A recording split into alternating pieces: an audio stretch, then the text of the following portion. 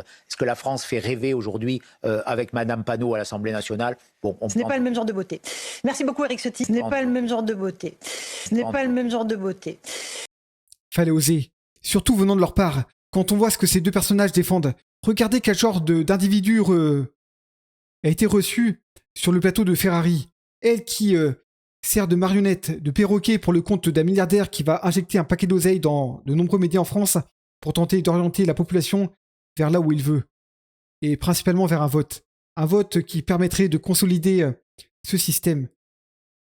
Et évidemment qui ne va pas dans le sens de défendre les intérêts des Français. Regardez quel genre de personnage elle a pu accueillir sur son plateau. Et elle te dit ça. Donc évidemment, le monde qui est défendu par Mathilde Panot ou d'autres est bien plus beau que celui défendu par des Ciotti, des Ferrari, évidemment. On va juste regarder une toute petite séquence à l'issue de cette conférence de presse. C'est l'épouse de Nicolas Sarkozy qui se saisit d'une bonnette d'un média qui était là, Mediapart évidemment, puisque c'est ce média qui a révélé cette pseudo-affaire libyenne. Regardez. Cette pseudo-affaire libyenne. Mettez-vous 2 secondes à la place des familles des victimes du DC-10. Comment elles ont pu accueillir ce genre de séquence? Cette femme-là n'a honte de rien. Mais elle fera tout comme Ciotti pour défendre, comme je dis, un modèle qui leur permettra de garder leur poste malgré les magouilles, l'infamie qu'ils peuvent défendre ou même qu'ils peuvent faire. Face aux coups de boutoir répétés portés à nos principes fondamentaux, le candidat de l'opposition, largement favori de l'élection présidentielle de 2017, François Fillon, éliminé. La chaîne de télévision la plus populaire de la TNT, rayée de la carte. Et aujourd'hui, la candidate donnée gagnant par tous les sondages pour l'élection présidentielle de 2027. Sondage partagé par qui?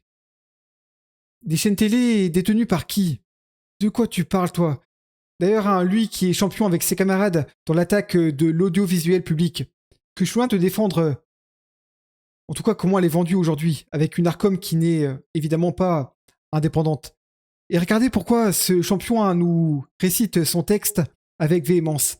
Parce qu'il a des casseroles aux fesses. Les mêmes casseroles que le RN qu'il va défendre lors de sa tirade, enfin de ses tirades.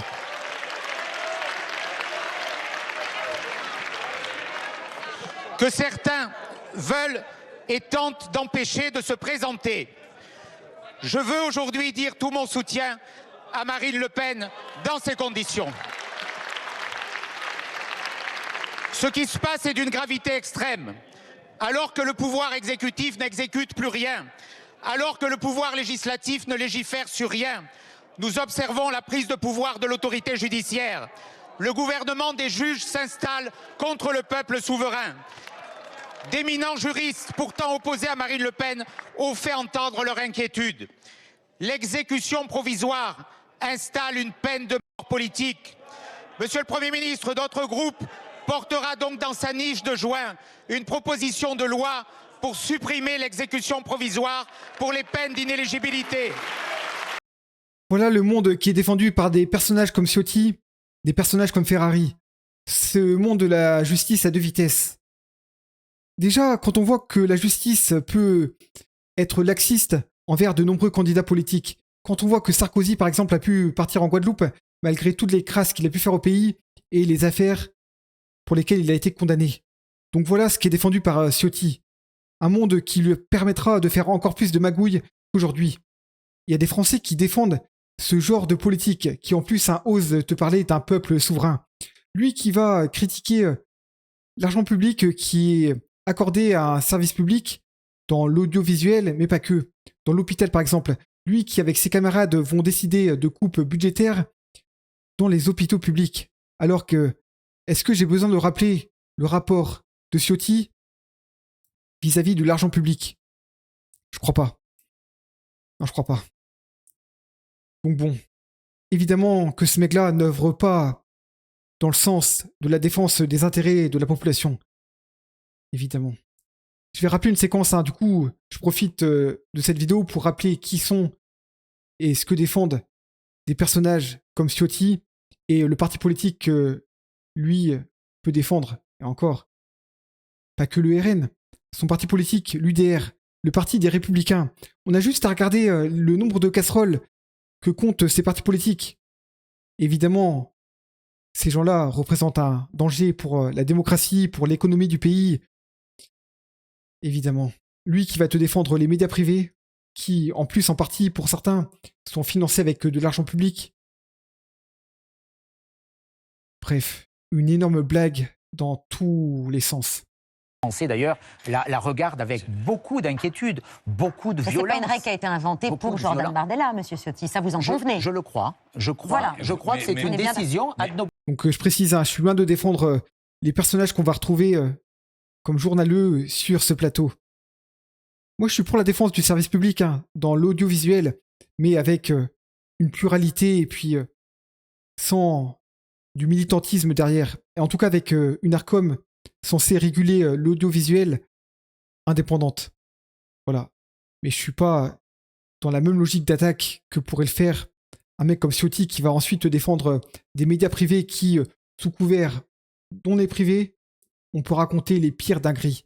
Voilà ce qui est défendu par Ciotti.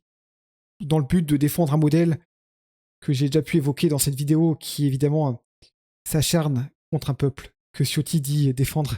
Et pareil, un média comme CNews qui se dit proche du peuple. Ouais. Minem. Mais non, elle existait, elle Retenue était... Minem. Prouvez-le.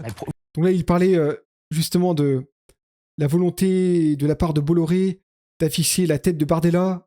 Bardella qui avait sorti un torchon publié par la maison d'édition qui appartient à Bolloré. Donc il voulait diffuser ça, l'affiche de Bardella, du livre de Bardella, dans les gares SNCF. Sauf que le règlement de l'affichage, concernant l'affichage dans les gares, interdisait les affichages politiques. Mais bon, Ciotti qui déjà attaque sur le physique par manque d'arguments de fond. Ciotti qui défend une justice à deux vitesses, qui a du mal du coup avec la justice, a du mal également avec le réel. Vous aussi prouvez le contraire. Voilà. Bah, les Prouvez faits le contraire. prouvent. Article 8 des Prouvez conditions le- générales de vente prouvez des le- contrats de médias transport. Prouvez le contraire. Moi, Je viens de vous dire, dis, je vous prouve que il y a eu c'est cette une règle. pression de ces syndicats Bon. d'extrême gauche qui font beaucoup de mal à notre pays. Je dirais que si c'était que sur ce sujet, ça serait anecdotique, bien que ça touche aux libertés fondamentales quand même. Quand tu veux, on compare ce qu'a pu faire la gauche ou l'extrême gauche au pays, hein, sachant que l'extrême gauche n'a jamais été aux manettes du pays, et ce qu'a pu faire comme crasse la droite à ce même pays et aux Français. Voilà. Moi, je crois que interdire la publicité d'un livre parce qu'on ne partage pas les convictions Non, de parce son que c'est auteur. une règle. Pas interdite. Moi, je ne comprends pas pour un homme comme vous qui est attaché aux libertés, j'allais dire un homme de gauche, je ne sais pas ce que vous pensez, allez, quoique. Mais quand même, défendre cette interdiction. La gauche Glucksmann. Et j'ai envie de dire, que ce soit Cohen ou Ciotti ou Ferrari, dans le fond, ils défendent à peu près le même modèle. Un modèle qui va, par tous les moyens, essayer de défendre une caste, les intérêts d'une caste, au détriment d'un peuple. Donc bon. Qui est Quand on est inscrite attaché, dans les conditions quand on de est vente attaché à la de liberté, l'entreprise, monsieur quand Ciotti. on est attaché à la Est-ce liberté, que vous pouvez m'entendre? moi, ça me Est-ce que choque, c'est inscrit ça dans me les choque conditions de contractuelles? profondément. Ça vous C'est choque inscrit, pas? Moi, ça me choque. inscrit dans les conditions contractuelles. Vous comprenez le On français? ne sera pas d'accord. On sera pas d'accord. Mais c'est pas une Vous question savez, d'accord, il c'est y a- une question de fait. il y a très- Est-ce qu'on il peut, y a des marges- se mettre d'accord sur Il y a un des fait marges d'interprétation. Il y a des marges qui d'interprétation. ont bénéficié à qui dans le passé? Qui peuvent Qui ont bénéficier bénéficié à, à qui? d'autres. Et je À vous fais qui? le pari À que si qui? M. Mélenchon avait écrit ce livre, il aurait Et si- vu sa Et trombine. si ma grand-mère Et on faisait vous du fait- vélo, elle toutes pédalerait dans les gares. Oui, ben, Non, mais c'est n'importe quoi, monsieur Ciotti. pédalerait, je ne sais pas comment. Bon. Bon, on a d'autres sujets d'actualité à vous soumettre. enfin, écoutez, dans la c'est story. ridicule. Non, c'est vous qui êtes ridicule. Non, là, pour le coup, c'est une règle qui existait, qui préexistait avant Jordan Bardella. Ne relançons pas ce C'est débat. une, Bah, c'est une règle qui a été appliquée, qui préexistait, C'est une qui a été atteinte aux appliquée libertés à Jordan fondamentales. Bardella. Une règle illégale Ouais. n'est pas une règle. Donc évidemment, hein, Ciotti représente ce qu'on peut faire de pire en politique. Ce qu'on peut voir de pire en politique. Lui qui attaque sur le physique, déjà. Mais bon, je m'abaisserai pas à son niveau. Lui qui te parle de coupe budgétaire quand il s'agit d'argent public, mais qui fait tout ce qu'il peut pour pomper tout ce qu'il peut d'argent public. Déjà à commencer par son salaire. Lui qui attaque une justice quand elle le touche ses camarades. Voilà. Donc voilà ce qui est défendu par Ciotti et compagnie. Donc moi, je serai toujours là pour rappeler l'imposture de ces gens-là, l'imposture de ces médias qui œuvrent tous les jours avec combativité pour défendre un modèle dans leurs intérêts et non pas dans les nôtres.